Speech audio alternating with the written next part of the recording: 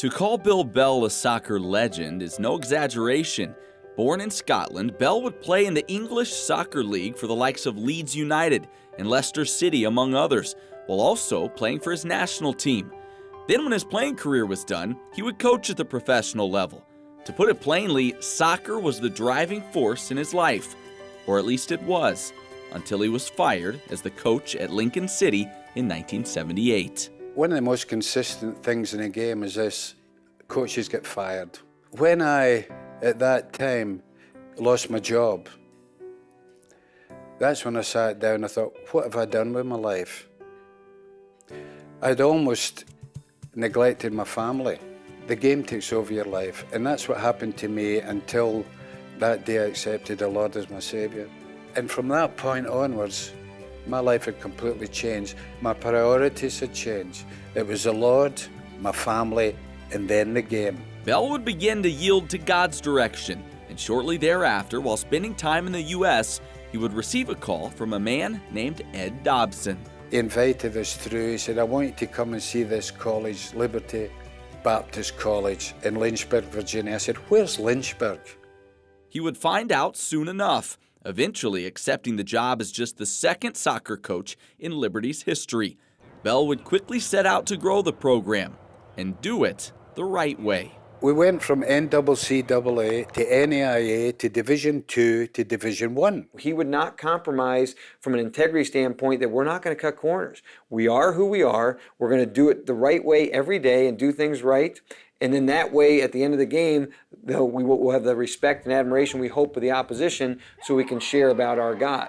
And so he lived that out daily, but he was a competitive guy. And the skills that allowed him to play at the highest level were still evident to those who played for him. Here's Coach Bell, who when he would do demos was better than anybody on the field.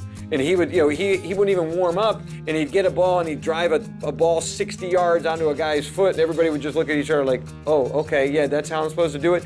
But none of us could do that. What people don't understand, especially the younger guys now, whenever coach comes to practice or comes to games, here's a guy who was at the highest level. The stuff that they watch, the EPL that they watch on the weekend, every Saturday morning that they're watching, he coached at that level. He played at that level. And then he gave all that up to come here to coach at Liberty. That, to this day, still blows my mind. Winning was important, but to Coach Bell, the gospel was always the #1 priority. I wanted to get a team that would represent the Lord in the right fashion. My judgment for a Christian player at any level is this: when you lose a game,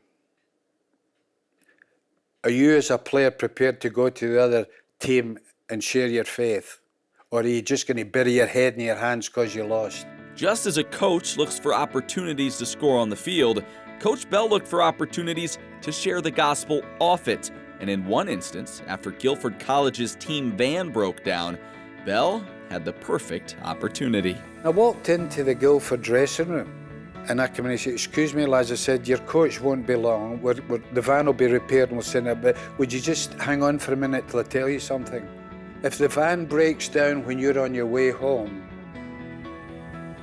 and you're all in a crash, do you know where you're going if you die? And they all looked at each other. And then I started to talk about what the Lord offers them. After I'd finished, I said, now, did anybody here accept Christ? And the whole Guilford team put their hands up.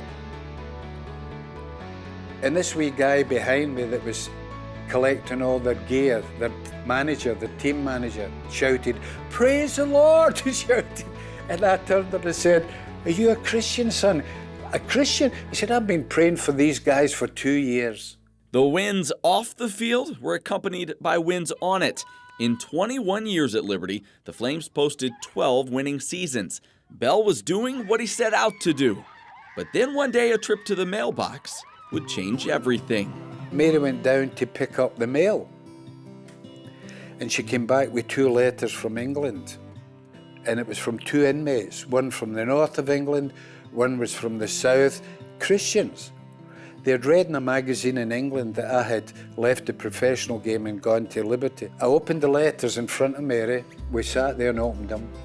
And they were appealing to me to say, will you and Mary consider coming across to Feltham Prison in London. Feltham Prison was the largest young offenders prison in Europe, and with one visit, Bill Bell and his wife Mary knew that God was calling them to leave liberty and focus on ministering in the prisons. I knew in his heart of hearts, he loved soccer, he loved liberty, but more importantly, he loved God, and he felt God pulling him full-time to this prison ministry. The Bells would launch Within the Walls Prison Ministry, using his platform as a former pro soccer player to grab the attention of many young men whom society had forgotten and were desperately looking for hope.